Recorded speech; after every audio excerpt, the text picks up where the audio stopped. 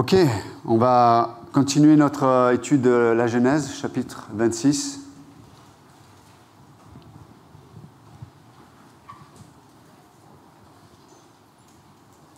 Donc nous avions un peu parlé la semaine dernière du chapitre 25 qui, notamment, on a mis l'accent sur Jacob et Ésaü.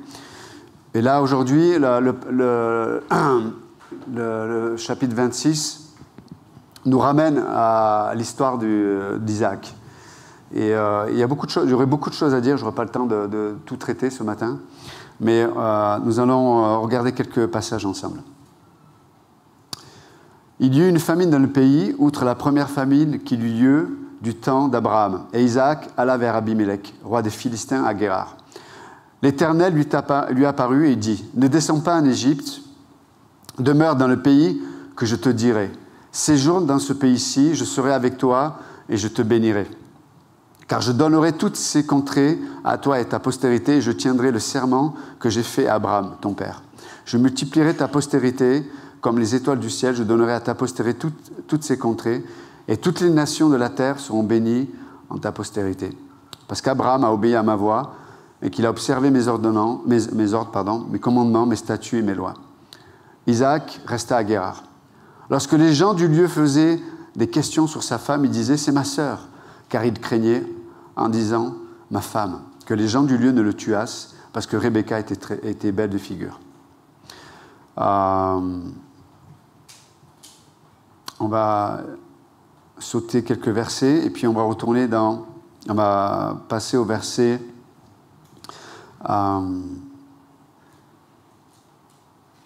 12. Isaac sema dans ce pays et il recueillit cette année le centuple, car l'Éternel le bénit. Cet homme devint riche et il alla s'enrichissant de plus en plus jusqu'à ce qu'il devint fort riche. Il avait des troupeaux de menu bétail et des troupeaux de gros bétail, un grand nombre de serviteurs. Aussi les Philistins lui portèrent envie. Tous les puits qu'avaient creusés les serviteurs de son père, du temps d'Abraham, son père, les Philistins les comblèrent et les remplirent de poussière. Et Abimelech dit à Isaac, « Va-t'en de chez nous, car tu es beaucoup plus puissant que nous. » Père Céleste, merci encore de bénir ta parole ce matin. Amen. Donc, nous voyons dans ce passage encore des réminiscences un peu aussi de ce qu'on a pu voir lorsqu'on a vu le chapitre notamment, je crois, 12 et 20 concernant Abraham. Et donc là, le même contexte, une famine arrive. Et encore une fois, à l'époque, il n'y avait pas la sécurité sociale, il n'y avait pas des banques solidaires pour aller trouver la nourriture qu'on mettait de côté. C'était, voilà, s'il n'y avait plus de nourriture, s'il y avait la famine atteignait un endroit, c'était une question de vie ou de mort. Et donc, il était le responsable de toute sa famille, etc. Donc, il fallait prendre une décision. Et donc, il va partir pour essayer de trouver une solution à cette famine. Et on comprend que dans son idée, il pensait aller en Égypte, parce que souvent les gens allaient en Égypte, parce qu'à cause du Nil, le Nil pourvoyait notamment à l'agriculture, etc. etc. Mais Dieu l'arrête et lui dit « Je ne veux pas que tu ailles en Égypte », et il va s'arrêter à Guérar. Alors c'est intéressant parce que le mot en hébreu, quand Dieu dit tu peux séjourner ici à Guérar, le mot la ville Guérar, ça signifie séjourner. Sous-entendu, tu t'arrêtes à cet endroit, mais pas pour y rester. Tu fais que passer en fait. Tu t'y arrêtes, tu fais ce que tu as à faire, mais après tu dois passer. Et Dieu lui réitère ça, lui dit ok, tu vas t'arrêter ici, mais je veux juste que tu sois de passage. Et on a lu le verset, il est dit Isaac resta à Guérar. Et le mot rester là, c'est-à-dire il s'établit. C'est-à-dire que lui, au lieu d'avoir la mentalité de je suis là de passage, je vais rester juste un petit moment et puis partir, lui, il veut rester. Il veut s'établir parce qu'il y a tout ce qu'il faut, etc., etc. Donc on peut voir que déjà, il y a une pensée qui doit changer parce qu'il ne comprend pas peut-être ce que Dieu est en train de lui dire. Mais la première chose que je voudrais souligner dans ce passage historique, c'est vraiment ce qui s'est passé dans la vie d'Isaac, mais ce que je voulais souligner et comme principe spirituel ce matin, déjà qu'on peut observer, c'est l'importance de savoir qu'il peut y avoir dans notre vie des endroits où Dieu peut nous appeler à demeurer, mais ces endroits doivent être seulement provisoires. Il y a des passages dans nos vies, il y a des moments dans nos vies, il y a des lieux peut-être, ça peut être des lieux, ça peut être des choses que l'on peut faire, mais Dieu dit, ok, ces choses-là peuvent être bonnes pour toi, mais ça doit rester provisoire. Parce que si tu y demeures, par contre, ça va faire l'effet contraire. La chose qui était bonne et qui était de Dieu au départ peut devenir quelque chose qui peut empoisonner ta vie et t'empêcher de grandir, de marcher avec Dieu. Et donc, il y a plein de choses comme ça dans notre existence où on doit faire attention de pas... c'est pas parce que ces choses-là ont été bonnes à un moment qu'on doit en faire une vérité comme absolue. Dire cette chose-là est bonne tout le temps. Non, c'est peut-être pour ce moment-là de ton existence, c'est bon, et Dieu permet ça. Et c'est comme on a discuté hier avec Dario et Yannick à la maison, on disait que voilà, il y a eu un groupe de Marocains qui étaient à Marrakech qui ont contacté notre ministère pour dire voilà, on est un groupe, venez nous aider, etc. Donc eux, on est allés ensemble, on les a visités, et Dario et Yannick ont eu à cœur d'aller à Marrakech. Et ils sont allés, ils ont investi dans ce groupe, mais aujourd'hui, je crois qu'il y en a qu'un qui est resté. Mais vous voyez, mais c'était dans la pensée de Dieu, dans la sagesse de Dieu. Dieu s'est servi de ces gens qui étaient là juste provisoirement pour les amener à faire un pas de foi, pour les amener là peut-être où ils ne seraient pas allés s'il n'y avait pas eu ce groupe, même si ce groupe est resté juste présent de façon provisoire. Donc il y a des choses comme ça. Je sais des fois, quand j'étais étudiant à l'Institut biblique, j'ai eu des propositions de travail, etc. Et puis, je discutais avec mon pasteur, je dis, ben là, on me propose un tel travail, mais ça me fait finir à 22h, je ne pourrais pas être au cours biblique. Et dans cette période de ma vie, je me souviens, mon pasteur m'a dit, non, prends ce travail. Tu rattraperas les cours par correspondance. Donc, j'étais à l'internat, j'étais au dortoir, mais du coup, je devais prendre les cours en décalé des autres. Et ça a duré peut-être une année comme ça. Mais c'était juste provisoire et c'était, pour moi, Dieu a fait un travail particulier dans ce moment-là. Maintenant, si je prends mon exemple et que j'en fais une vérité absolue, peut-être que je vais mettre en difficulté des gens. Peut-être des étudiants qui viendraient à l'internat, qui voudraient étudier à l'Institut biblique, on va leur proposer un travail et je vais leur dire « Oui, mais moi ça a marché pour moi, c'est parfait, vas-y. » Mais peut-être que ce n'est pas bon pour eux. Au moment où on va leur proposer ce travail-là, peut-être je vais les mettre en difficulté. Parce peut-être qu'ils vont avoir besoin d'être présents, d'être plongés dans le corps, de recevoir, voilà, laisser Dieu leur créer une capacité, peut-être pour vivre quelque chose qui serait similaire à ce que j'ai pu vivre moi aussi. Vous comprenez ? Et même des fois, il peut y avoir des domaines ou des moments provisoires, même dans les relations. Peut-être qu'un jeune homme et une jeune femme ont fréquenté, et purement, vraiment avec le standard de Dieu, la pensée de Dieu, et Dieu va faire un travail dans les cœurs. Et peut-être dans la pensée de Dieu, le but c'est que ces deux, ça va peut-être pas aller jusqu'au mariage, mais le travail que Dieu va faire à travers cette relation va être extrêmement important pour la suite de l'un et de l'autre. Donc c'était des moments que Dieu a permis, c'était parfait, et c'était des moments provisoires où Dieu a fait un travail dans les cœurs. Est-ce que vous me suivez ? Donc il y a plein de domaines comme ça. Il peut y avoir des décisions que l'on prend, même en famille, où on va s'investir dans tel ou tel domaine de façon provisoire. Et cette chose va être parfaite pour nous de façon provisoire. Par contre, si ça commence à devenir une habitude de vie, ou si ça commence à être des habitudes où on s'installe, peut-être que ça va avoir un effet contraire dans ma vie. Ça va avoir peut-être un effet contraire dans ma vie de famille. Et donc, l'Écriture nous enseigne ce principe. Il peut y avoir des domaines de passage, mais on ne doit pas y séjourner. Ils sont bons provisoirement, mais on ne doit pas y séjourner. Et c'est extrêmement important de discerner ça. C'est important, c'est pour ça qu'on a besoin du corps de Christ, d'avoir le regard d'hommes et de femmes sages et qui vont nous aider à avoir ce regard-là sur les éventualités de notre existence. Dieu aussi peut nous faire passer par des moments provisoires, peut-être, là en l'occurrence, il fait passer par un moment provisoire de famine, de disette. Peut-être que Dieu va permettre que financièrement, on ait des moments compliqués, financièrement. Et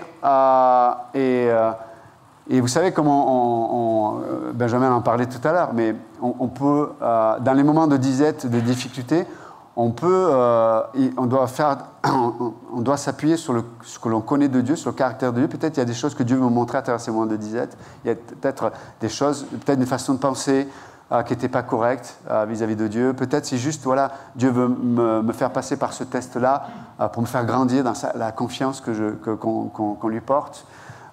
Mais on doit faire attention de ne pas demeurer dans ce moment provisoire que Dieu permet dans notre existence. On doit faire attention de ne pas avoir la mentalité, par exemple, de la disette, où je commence à vivre cette mentalité, cette pensée de fataliste.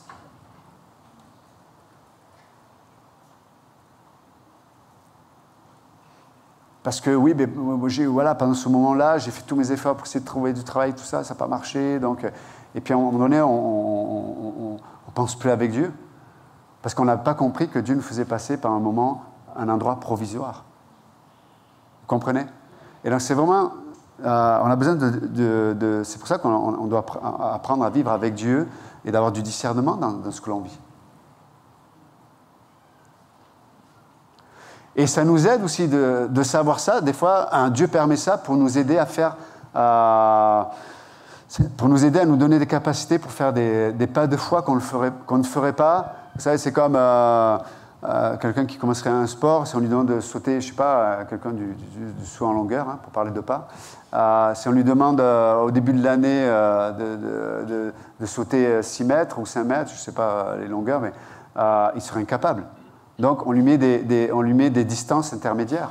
De la même façon, il y a des domaines dans nos vies où Dieu nous propose des choses qui sont juste provisoires pour nous donner une capacité pour pouvoir grandir et faire peut-être des sauts plus longs. Mais faisons attention, parce qu'on peut voir qu'Isaac, lui, a voulu s'installer dans un endroit qui était provisoire. S'installer dans un endroit provisoire. Je peux être peut-être père de famille et pendant un temps particulier, Dieu peut me dire sois sûr de t'investir vis-à-vis de ton enfant, par exemple, ou tes enfants, ou de ta femme. Et peut-être que, du coup, tu auras moins de temps à consacrer à l'église, par exemple. C'est un temps provisoire. Et c'est parfait. Mais si tu t'installes là-dedans, là, ça va avoir l'effet contraire. Ça va devenir un malsain pour ta vie, pour ta famille, pour ta femme et tes enfants. Donc, on doit avoir ce discernement, cette sagesse de Dieu. Et un moyen de discerner ce moment-là, c'est est-ce que je vis par la foi? Est-ce que dans ce que je vis, est-ce que j'ai toujours une soif de la parole de Dieu? Est-ce qu'il y a toujours l'humilité dans mon cœur? Est-ce que je me laisse reprendre? Est-ce que je suis enseignable? Est-ce que quand je commence à perdre quand je commence à perdre la sensibilité des réalités spirituelles, des réalités éternelles, là, ça montre qu'il y a un problème, il y a quelque chose qui n'est pas à sa place. Quand je vis une vie où, quelque part, j'ai plus de sensibilité dans ma conscience concernant, par exemple, comme le rappelait jeudi Salem, sur la réalité, par exemple, de l'enfer. S'il n'y a plus cette sensibilité sur les gens qui se perdent, sur le témoignage, etc., c'est peut-être qu'il y a quelque chose qui ne va pas. Il y a quelque chose qui ne va pas. On peut être insensible pendant quelques temps, ça arrive dans notre vie chrétienne, vous comprenez? Mais quand ça devient mon identité ou quand ça devient ce que je suis en tant que chrétien, je ne suis plus touché par ça. Je ne suis plus touché par les gens qui se perdent. Je ne suis plus touché par... C'est qu'il y a quelque chose qui n'est pas à sa place, quelque chose qui ne va pas. Peut-être je me suis installé, je me suis installé dans un endroit qui était bon provisoirement, mais peut-être qu'aujourd'hui il n'est plus bon. Alors je reviens peut-être à ce père de famille où Dieu lui dit pendant un temps, investis-toi dans la vie de ta femme, dans tes enfants, etc. Mais au bout d'un moment, Dieu dit, mais en même temps, il faut bouger, il faut se déplacer. Il faut prendre des défis. Peut-être s'engager dans des œuvres de foi, dans le corps de Christ, au travers de tes dons spirituels, etc., etc. Ta famille va en avoir besoin. C'est là que le défi, c'est là que le test va se présenter réellement. Et nous avons et ça c'est important de le souligner, nous avons un Dieu de grâce. Et on le voit dans ce passage. Pourquoi? Parce qu'il sait que, Dieu voit qu'Isaac, il n'a pas cette capacité en lui-même de voir le moment et l'endroit où Dieu le place de façon provisoire. On voit qu'Isaac n'a pas la capacité de le voir avec ses yeux-là, de voir c'est juste un lieu de passage. Dieu va l'aider. Et Dieu va l'aider en amenant des petits problèmes. Vous aimez les petits problèmes? Il y a des petits, il y a des moyens, il y a des gros problèmes. C'est à vous de choisir. C'est Dieu qui choisit. Parce que Dieu veut nous aider à nous déplacer. Dieu ne veut pas qu'on meure à un endroit, spirituellement parlant, qui est juste, en vérité, un lieu qui était destiné à être provisoire. Et donc, on peut voir que Isaac arrive dans ce lieu-là, et le premier défi qu'il va devoir affronter, c'est la crainte. Vous savez, il y a des domaines où on est audacieux, on n'est pas peureux, on n'a pas de crainte. Par contre, il y a des domaines, même si je sais que ce qui va se passer, quand la chose arrive, j'ai l'impression que c'est comme il y a quelque chose que je ne peux pas contrôler, maîtriser. Isaac se retrouve dans la même situation que son père, Abraham, et il va reproduire la même chose. À cause de la crainte que la situation reflète, il va se préserver lui-même en exposant ou en sacrifiant les autres, et notamment sa femme. C'est quand même fou, quoi. Hein, à quel point l'homme peut être lâche. Hein, surtout l'homme mâle. Ah, ok. Non, c'est vrai. Des fois, les femmes sont... il y a plein d'exemples où les femmes sont beaucoup plus courageuses que les hommes, à certains égards. Mais là, on voit, il va être lâche à cause de la peur. Il a peur. Et faisons attention dans les situations, dans les moments de nos vies où on vit dans des craintes. Faisons attention à nos décisions et à nos réactions. Et entre parenthèses, ce passage nous souligne aussi l'importance de l'éducation. Parce que Abraham a eu la même réaction, le fils a la même réaction. Et l'Écriture veut nous enseigner une sagesse, notamment dans notre façon d'éduquer nos enfants. De quelle façon on éduque nos enfants? Ne pensez pas que vos vies ne vont pas avoir un impact sur vos enfants. Ne pensez pas ça. Bien sûr qu'on peut dire ils ont leur choix, etc. Et c'est vrai, c'est pas faux. Mais à certains égards, nos décisions, nos choix, nos réactions vont affecter nos enfants. Donc, Abraham, à 2 reprises, va avoir la même réaction. Il se trouve dans un pays, il a peur pour sa vie, et il va mentir, il va dire, voilà, c'est pas ma femme, c'est ma sœur. Là, Isaac, lui, donc il a été éduqué en tout cas dans ce domaine-là, dans cette crainte-là, et donc il va reproduire la même façon de se protéger. Et les mêmes mécanismes de défense. Alors chacun, selon les domaines de crainte, on va avoir des mécanismes de défense divers et variés. Certains, lui, il va mentir, donc il y en a qui vont mentir dans certains domaines. Il y en a qui vont déprimer. Il y en a qui vont être toujours dans la réaction, toujours en train de râler, en colère, négatif. Il y en a qui vont fuir, dans le sens qu'ils ils ne veulent pas gérer leurs émotions, donc ils ne vont pas communiquer de la bonne façon, ou ils ne vont pas communiquer du tout. Silence radio. Ah, docteur, il est mort, c'est bon. On va laisser peser. Donc silence radio. Donc à un moment donné, Dieu veut nous apprendre ça. Il dit, ok, c'est pas parce que ton père a vécu ça que tu dois toi-même vivre ça. Ok, première chose. Mais je reviens un peu aux parents. L'importance aussi, encore, je vous en parle, pas pour mettre un fardeau sur les parents, mais juste qu'on soit conscient de cette réalité. Et donc c'est important d'essayer en tout cas de laisser des bons dépôts dans la vie de nos enfants. Des bons dépôts, de marche par la foi. Et même quand je chute, qu'ils puissent voir la puissance de la grâce qui nous permet de nous relever. Toujours apprendre à se relever par la grâce de Dieu, à tel domaine. Mais nos enfants ont besoin de voir l'humilité dans nos vies.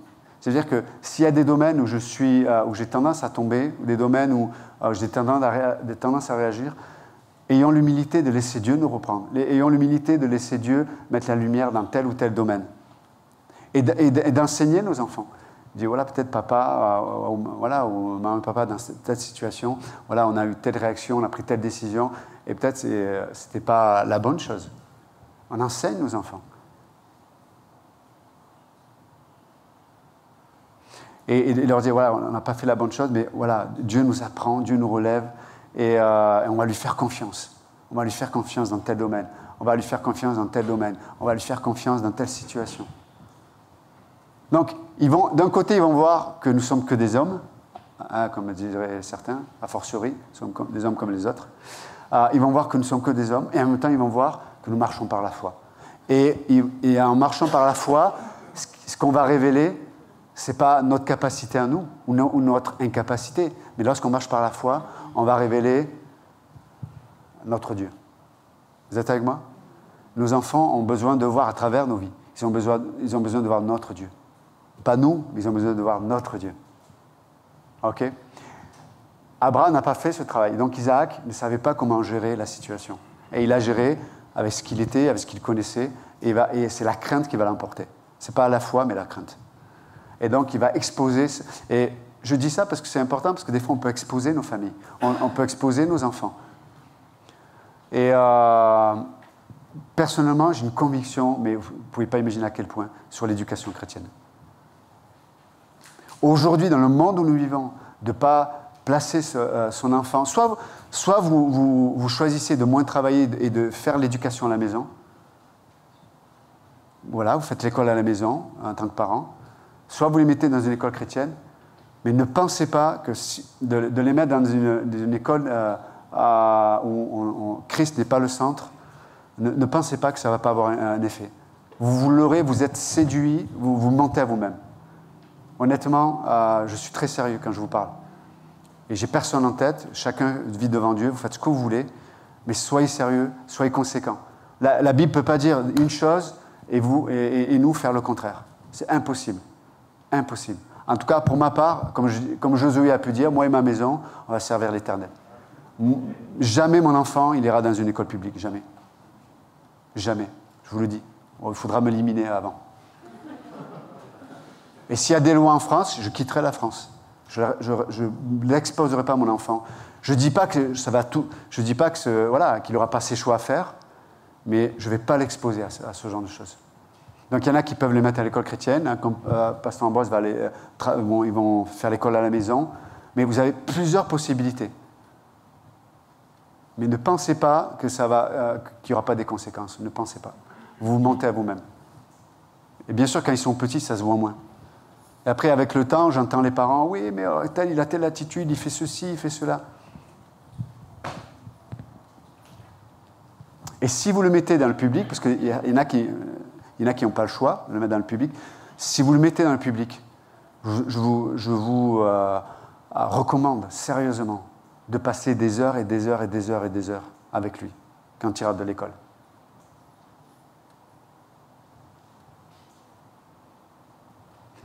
Aujourd'hui, on est dans un temps de l'histoire où on ne peut pas être tiède. On est dans un temps de l'histoire où on ne peut pas avoir les fesses entre deux chaises. C'est impossible. Impossible. Et regardez ce que dit l'Écriture quand le Pharaon donne un ordre, un ordre où il demande aux parents juifs de faire éliminer les enfants de moins de 2 ans. Tous les parents le font, hein. Sauf les parents de Moïse. Ils ont vu que leur enfant était beau à leurs propres yeux.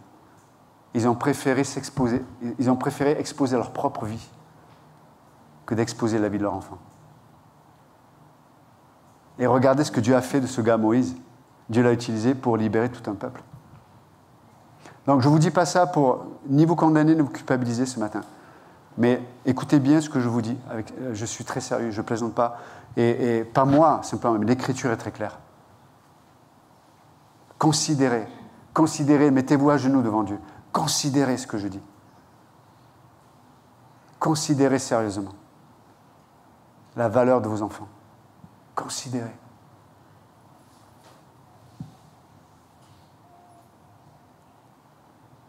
Et je sais que vous les aimez, mais attention à la séduction de nos pensées, en disant c'est pas grave. Si, c'est grave. Je n'ai pas prévu de parler de ça, donc si vous, certains... Alors ne pensez pas, moi je ne vais pas revenir dans 10 minutes pour arrondir les angles. Je suis désolé, je ne sais pas le faire. Si je suis trop extrême, voilà. Désolé, mais c'est comme ça. Mais si vous lisez la parole de Dieu, je pense que moi à côté, je suis un petit joueur. Simplement, il faut avoir le cœur et la disposition pour entendre ce que Dieu a à dire dans l'Écriture. Donc, ce n'est pas contre moi. Si vous avez un problème avec ce que je viens de dire, prouvez-moi dans l'Écriture que j'ai tort. À partir de là, on pourra discuter. Mais je vous dis, passez du temps. S'ils sont dans le public, investissez, priez avec eux, lisez-leur l'Écriture, parlez de vous-même, investissez-vous dans une vie de foi. Parce que si vous ne vivez rien, qu'est-ce que vous allez raconter à vos enfants? Vous allez leur raconter une vie religieuse? Oui, si on est évangélique, on s'en fout. Je veux dire, ils veulent voir la vie. Est-ce qu'il y a vraiment une vie chez la vie de mes parents? Est-ce qu'il y a vraiment des tripes? Est-ce qu'ils prennent des décisions? Est-ce qu'ils prennent des risques? Est-ce qu'ils marchent par la foi? Ça, oui, vous pouvez leur raconter des choses. Mais si vous vivez juste une vie de chrétien évangélique, je n'ai pas rien contre la vie évangélique, hein, mais s'il n'y a pas la foi, s'il n'y a pas une vie réelle derrière. Si on est toute la journée, toute la semaine, on est préoccupé avec l'argent, le travail. Allez, le travail, oui, il faut l'argent, il faut le travail. Si c'est ça que vous racontez à vos enfants, non, c'est pas sérieux, quoi. C'est pas sérieux. Je préfère vivre avec moins. Je préfère, s'il faut, je vends ma maison. Je suis très sérieux. Si je dois vendre ma maison, je préfère vivre dans un petit endroit avec mon enfant et marcher par la foi que d'avoir une belle maison et mourir avec mes enfants et ma femme.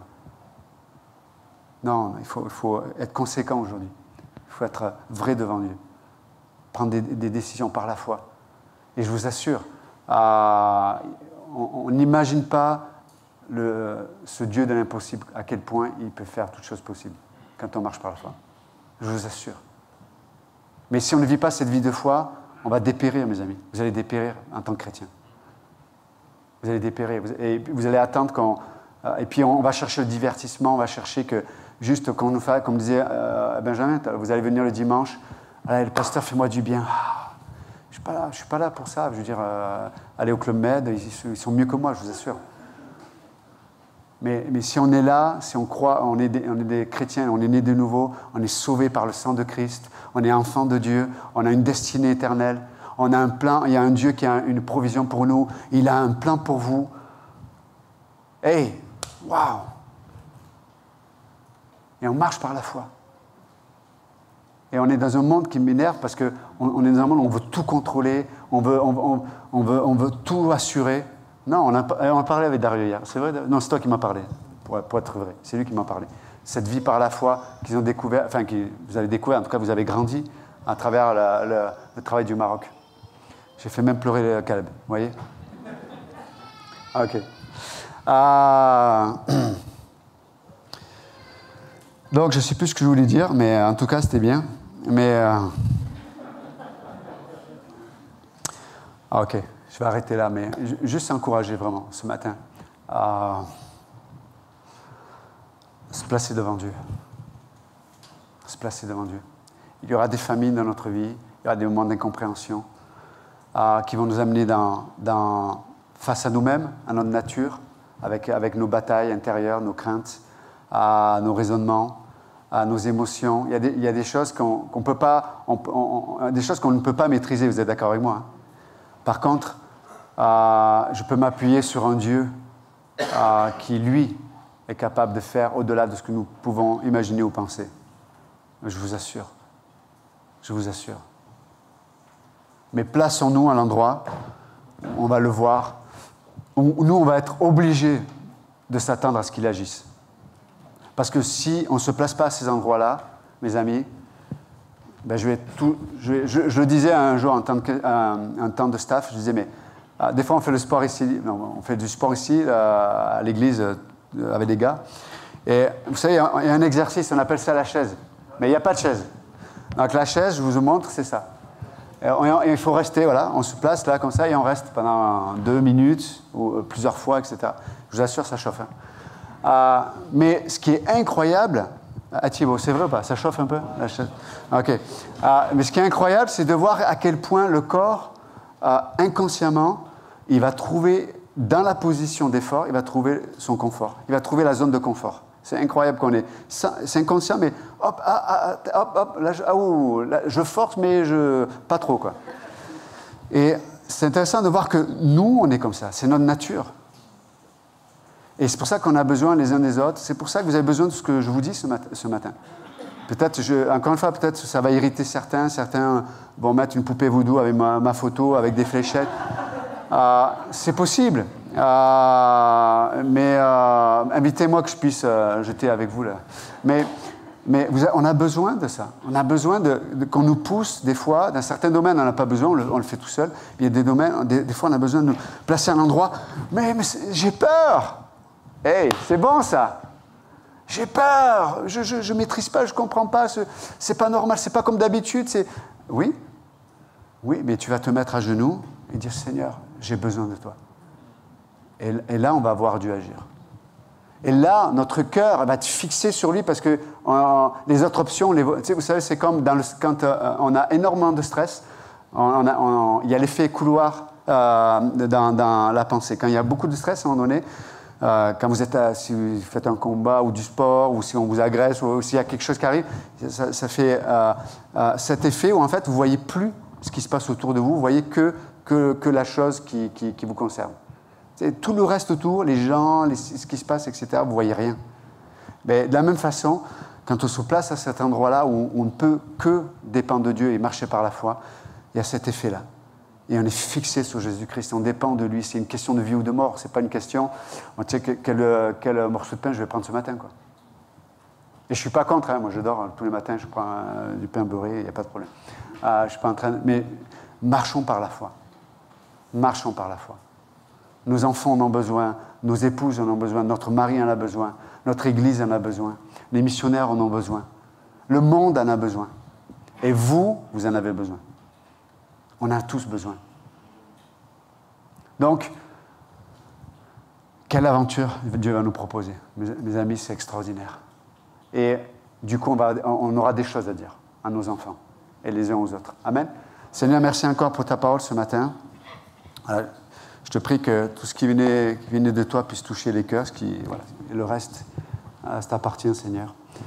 Et je te prie, Père, que tu puisses nous placer dans cet environnement où la seule place, c'est une place où on va fléchir les genoux devant toi, dépendre de toi, voir te chercher, te voir, avoir soif de toi, faim de toi, te communiquer. Seigneur, merci Jésus pour ta grâce. Merci pour la vie de chacun et chacune ici. Merci pour chaque famille, chaque parent, chaque enfant, Seigneur. Je te prie de leur faire du bien, de les visiter, mais que chacun aide nous juste à nous placer devant toi, Seigneur. Merci, Père.